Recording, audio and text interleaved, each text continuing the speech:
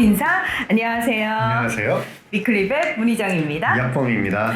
저희가 위클리벳에서 반려인들이라면 필수적으로 해야 하는 의무사항에 대해서 정말 많이 강조를 해드렸는데요. 제일 중요한 게 동물 등록입니다. 동물 등록 정말 많이 언급했습니다. 네. 네. 올해도요, 동물 등록과 관련해가지고 자진신고 기간이 있었거든요. 그리고 대대적인 단속에 들어갔습니다. 네. 자, 일단 2019년에도 한번 자진신고 기간이 있었거든요. 네. 그때 얼마나 등록을 하셨죠? 2019년에 역사상 네. 처음으로 동물 등록 자진 신고 기간을 운영을 해서 62일 동안 33만 5천 마리가 신규 등록한 적이 있습니다. 그러면 올해는 어땠는지. 네. 2020년에 안 하고 올해 2년 만에 다시 네. 한 건데 올해는 조금 더 긴 기간 동안에 자진 신고 기간을 운영했는데요. 등록 숫자는 오히려 줄었습니다. 그래서 18만 마리 정도, 그러니까 17만 9,193마리가 등록을 했습니다. 2019년보다는 줄어들긴 했지만 그래도 자진신고 기간을 운영하지 않았을 때보다는 늘어난 거죠. 맞습니다. 그래서 정보 홍보 자료도 보면요, 이제 전년 동기 대비 364% 신규 등록을 달성했다. 그래서 신규 등록이 3.6배 늘었다. 이렇게 이제 홍보를 하고 있습니다. 어쨌든 네, 숫자는 늘어난 게 맞습니다. 위클리벳이 별 의미가 없나 봐요. 자꾸 동물 등록 의무라고 얘기를 했는데 자진신고 기간을 운영하지 않으면 이렇게 잘 신고를 안 하시는 것 같은데 숫자로만 보면 와 역시 자진신고 기간 짱! 할 것 같은데 저희가 이 수치에만 매몰되면 안 된다면서요. 맞습니다. 내장형 등록 비율을 좀 봐야 될 것 같은데 네. 동물 등록 방법이 원래 세 가지였습니다. 내장형 마이크로칩이 있고 외장형 태그가 있고 외장형 인식표, 목걸이가 있었는데 이 외장형의 경우에는 실효성이 떨어진다고 저희가 여러 차례 말씀을 드렸습니다. 그냥 이렇게 누군가 떼버리면 끝나거든요. 네, 누군가 떼버리고 훔쳐갈 수도 있고 어디 걸려서 떨어질 수도 있고. 맞아요. 그래서 실효성이 없기 때문에 꼭 내장형으로 동물 등록을 해야 된다는 얘기가 계속 있었어요. 그래서 외장형 방식을 없애야 된다. 근데 정부에서 없애긴 없앴습니다. 근데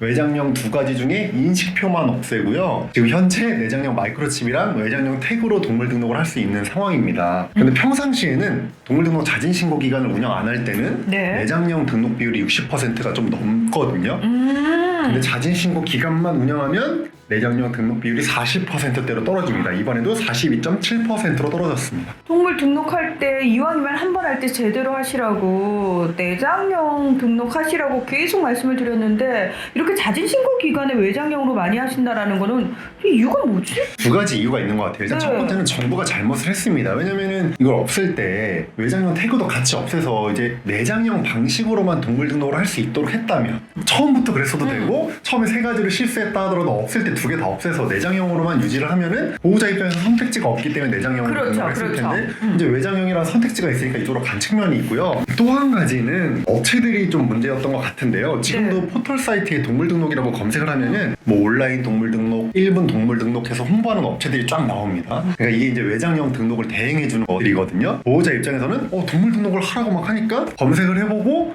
쉽게 할 수 있는 게 있네라고 하니까 아마 이걸 통해서 동물 등록을 좀 많이 하신 것 같습니다. 불법이 아니고 합법이니까요, 어디까지나. 그리고 반려인들 입장에서는 쉽게 동물 등록할 수 있도록 도와주는 거잖아요. 맞아요. 사실 그런 측면이 있긴 한데요. 저는 이 사업을 하시는 분들도 이 동물 등록이 내장형만 실효성이 있고 외장형은 실효성이 떨어진다라는 걸 알고 계실 거라고 봐요. 그럼에도 불구하고 동물 등록을 그래도 숫자를 늘리겠다고 해서 도와주고 싶어서 하시는 건지 아니면 돈벌이 때문에 하시는 건지는 모르겠지만 이번 자진신고 기간이 끝나면서 이런 업체 중에 한 업체는 월 매출이 몇 억 증가했다 이렇게 해서 막 보도자료를 뿌리더라고요. 저는 이런 거는 올바른 반려동물 양육 문화를 형성하는 데 도움이 안 된다고 보고요. 자꾸 이렇게 외장형으로 쉽게 등록을 하다 보니까 내장형 등록 비율이 자진신고 기간에 오히려 떨어지는 효과가 있었던 것 같고 이런 상황에서 364% 신고 건수가 증가했다라고 하는 게 무슨 의미가 있는지 잘 모르겠습니다.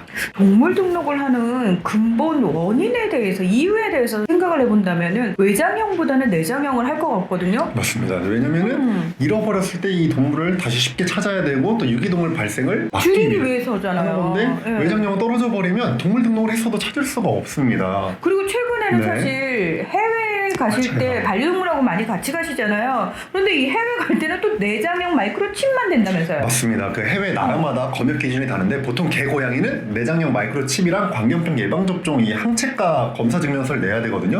그러면 여러분들이 외장형으로 등록했다 하더라도 해외에 데리고 나가려고 하면 어차피 칩을 또 심어야 되는 일이 벌어지는 거예요.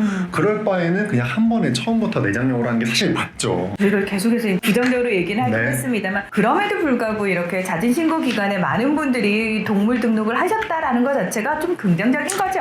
네, 예. 그리고 또 하나 긍정적인 측면이 있는 게 네. 이번에는 변경 신고가 좀 많았습니다. 그래서 이 기간 동안에 26만 8,533건의 변경 신고가 있었는데 이거는 좀 긍정적이라고 보여집니다. 저희가 원래 2개월령 이상의 동물을 대상으로 동물 등록을 하잖아요. 네. 변경 신고라고 하면 어떤 걸 의미하는 건지. 네, 지금 2개월령 이상의 반려견은 그 의무 등록이고 네. 반려묘는 아직까지 의무는 아니고 그렇죠. 지금 시범 예. 사업을 하고 있는 거고요. 자, 우리가 동물 등록을 했다고 끝나는 게 아닙니다. 소유권이 바뀔 수도 있잖아요. 그렇죠? 아. 그런 경우 또는 내가 계속 동물을 키우고 있는데 주소가 바뀌었거나 전화번호가 바뀌었을 때는 이거를 변경 신고하는 게 사실 의무사항이에요. 이것도 안 하시면은 과태료가 부과되는데 이거 모르시는 분들이 되게 많습니다. 저희가 네. 이사 가면은 주민센터에 가서 전입 신고 하잖아요. 맞습니다. 동물도 똑같이 그러면 또 방송 보시면서 귀찮아 그것까지요? 근데 사실 되게 쉽게 하실 수 있잖아요. 맞습니다. 네. 동물보호 관리 시스템이라고 www.animal.go.kr 홈페이지에 들어가시면 변경 신고 방법도 다 나와 있고요. 네. 주소처럼 간단한 것은 그냥 거기서 바로 변경 신고 하실 수 있습니다. 저희가 7년째 위클리벳을 하면서 계속해서 입에 침이 마르도록 강조하는 부분이 있거든요. 네. 특히 이제 동물 등록과 관련해가지고 반려인이라면 기본적으로 해야 된다라고 계속 말씀을 드리는데 물론 위클리벳을 꼬박꼬박 챙겨보시는 분들은 이미 너무 잘하고 계실 거예요. 네. 근데 주변에 또 반려인들 중에서 잘 모르고 계신 분들이 있거든요. 그건 알고 계신 반려인들이 조금 책임감을 가지고 주변에 좀 얘기를 좀 해주십사 또 부탁의 말씀을 드려야 될 것 같아요. 그 네. 이제 2개월령 이상의 반려동물 분양을 할 때 동물 등록이 의무화됐거든요. 그래서 앞으로는 자진신고 기간이라는 것 자체가 이제 없어지는 시대가 오기를 바랍니다. 네. 가족이라고 말만 하지 말고요. 네. 정말 가족처럼 네. 우리가 책임을 다해야 되겠죠. 네. 오늘 위클리벳은 여기서 마무리하겠습니다. 함께해 주셔서 고맙습니다. 감사합니다.